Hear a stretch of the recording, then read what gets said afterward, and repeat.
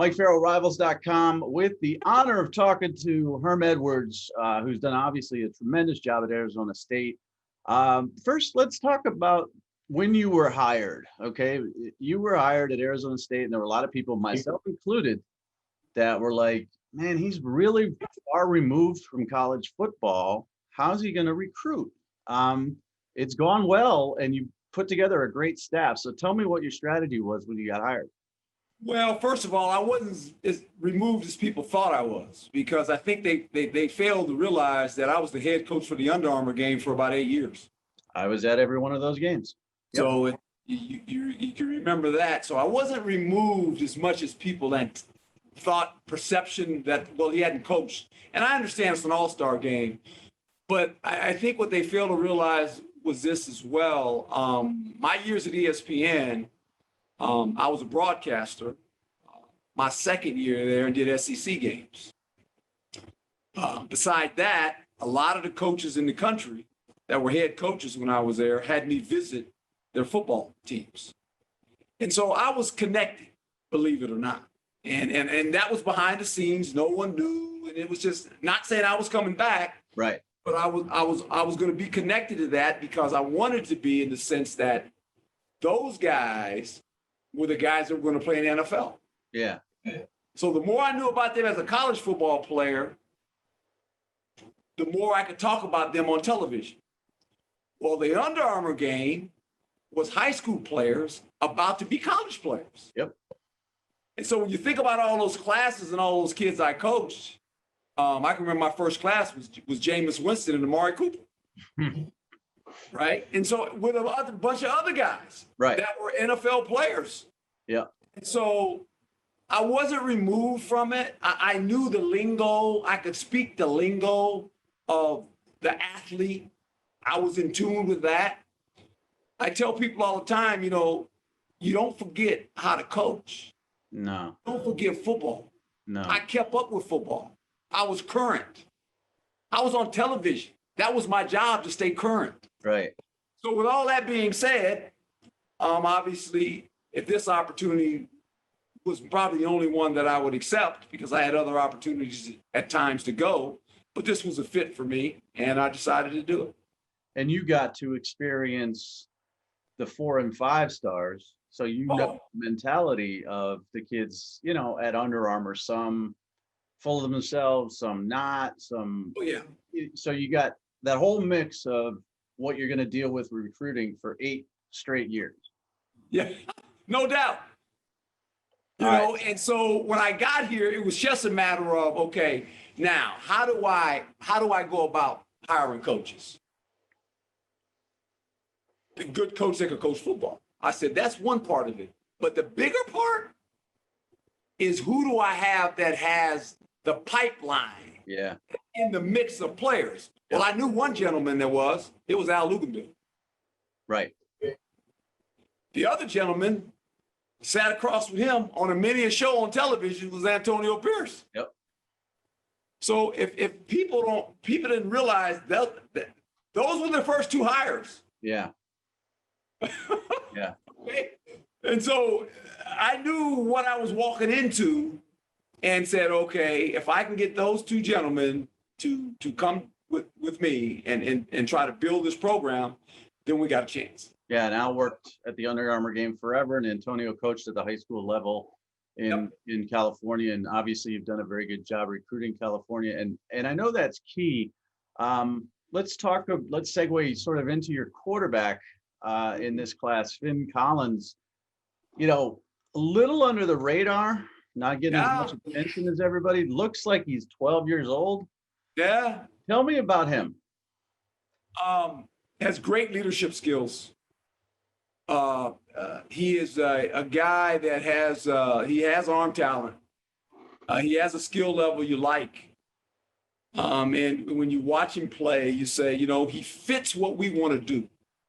Now, he's not the athlete Jay Daniels is by any stretch of imagination. Right. But he's good enough. I mean, he can make enough plays with his feet to keep the chains moving. I think in today's world, most quarterbacks need to have the ability to do some of that. Right. But I like his accuracy. his competitive drive, and I like his leadership. He's a guy that when he talks to players, when he's around them, you feel that they feel his presence. And I think any good quarterback has to have that. And I assume it's been a little easier on you recruiting quarterbacks since you had 3 in the Under Armour game, or Yep. two in the Under Armour game. And obviously Jaden's turned out so well as a starter since his freshman year. Does that make it easier for you to go out there and find quarterbacks? Well, it helps you. And then I think the system that they're going to play in now that we've, bringing in Zach Hill, and it's the Boise State system, Zach's, whoever system you want to call it, but it's multi-dimensional where we can go fast. We play with tight ends. We do a lot of shifting in motion. Quarterback can make some decisions at the line of scrimmage. We get under center. We move the pocket. All those things translate if you're a young quarterback going, if I'm a young quarterback, I want to be able to do all that stuff, especially if I have aspirations to play at the next level, because that's what the next level looks like. Yep, that's what they want. That's what they want. Under center is good luck. Small start. Yeah, good luck. Yeah. So anybody who can work from under center has a leg up in the NFL immediately. Right away. Now you guys, you're putting together a small class. And obviously you got a lot of guys coming back. You're a young team, and next year looks like a great year for you. Tell me about holding back scholarships for February or for the transfer portal, or what your strategy is there. Free agency. And I think that's the world you got to live in. And I said it when all this portal stuff came open, and maybe one-time transfer rule comes open. We've dabbled a little bit every year with grad transfers, if you watch us, especially with the offensive line, because we needed to build that when we got here. Now we've done a pretty good job of selecting some kids we feel that we'll have a future with now, right? We got 5 of them. But with that being said, I think when we look at the landscape of college football and the portal, I was in there last night with AP, and we're looking, and I'm going, how many pages of this? 72 pages last night. Yeah. And it's like, well, hold it. But even before we saw that, we knew that, you know what? If we want to play in the game, we got to have some cards here. And so we decided some of the kids that we're still talking to didn't want to sign early. Okay. And there's another signing date, but then there's also, as you mentioned and I mentioned, free agency. Right. So we need to dabble a little bit in that as well. Yeah, and the portal is intriguing. Obviously, over the last couple of weeks, it's exploded because the seasons have ended for a lot of schools. And then there's the FCS schools that didn't even play. So that's a whole new level of scouting. It's a whole new level of recruiting. And I guess it has to play into your strategy. Does it make it hard, though? Because you got coaches in Arizona, you got coaches in California saying, hey, take my kid. He wants to go to Arizona State. Yeah. Don't take a transfer. How do you balance that? And that's hard. And I said this is going to hurt college football. It's going to hurt in this sense. It's going to hurt the high school athlete. Mm-hmm. Because before the high school athlete had to deal with JC guys. Right. Okay, did you want a JC guy, older player, a little bit more mature player, according to what you want, or did you want a high school guy to develop him? Well, now the other element is the portal.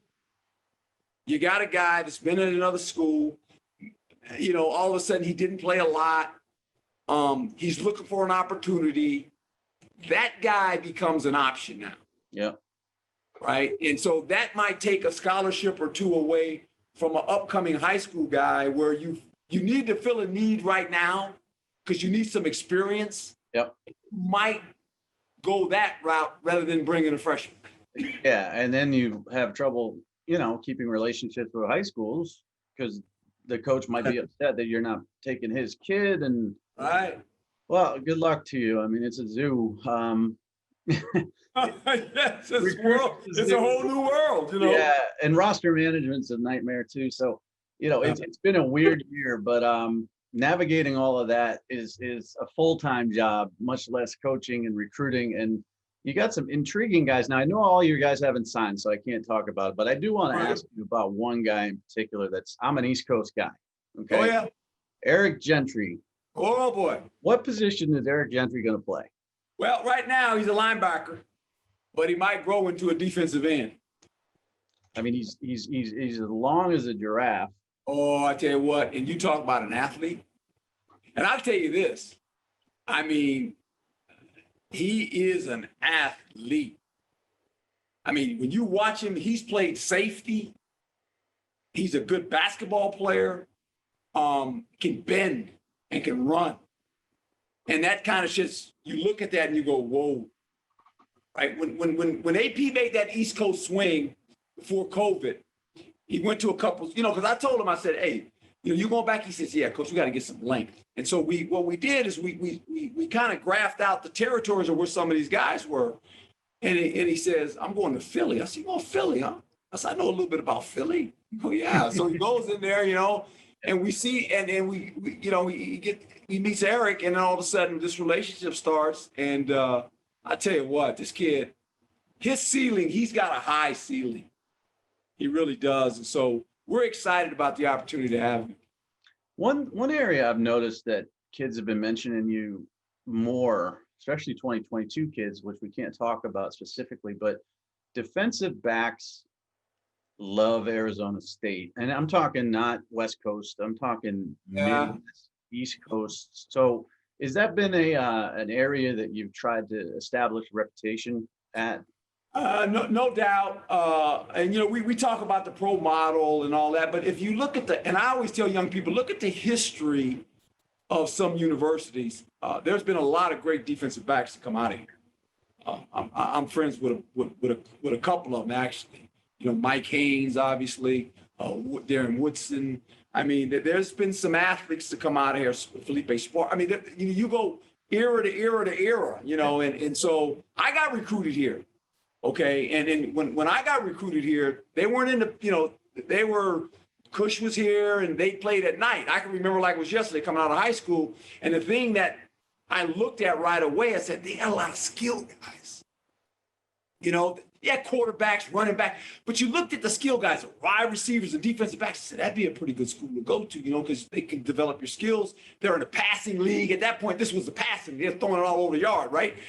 Yeah. And so you kind of looked at it that way, and I didn't come because they couldn't go. I wanted to go to Rose Bowl, so I ended up going to Cal right out of high school. But with that being said, we came in. I'm a former defensive back. When we recruit defensive backs, whoever the coach is, we got a young coach now. Is going to be a fabulous football coach, but they got to understand. Coach White was here the previous years. Now he's a coordinator at Syracuse. I told him, I said, here's the problem you got. I said, no different than I was in pro football as a head coach. The secondary coach got no shot. I said, because the head coach is in his room. And I'm going to coach. Yeah. I'm going to coach now. So I'm going to flat coach him. So right? Poor Chris Hawkins is going to learn from you. There's no doubt. But he's not going to call the shot. Well, no, I put it this way. I suggest things to him every once in a while. But I love coaching that room. I just do. It's just, I've been in that room my whole life. Yeah. And we got a good class of corners coming in here too. Yeah. And if you want to talk about a hire with pipeline, is Chris Hawkins and his dad to California, and you're making the right moves. It's chess, not checkers. What was the biggest need in this class that you filled? Big guys up front.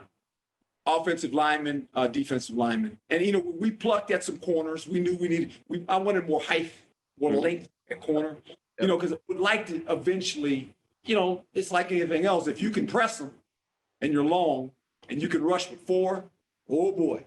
Yeah. That's good football. I mean, that's hard now offensively. Yeah.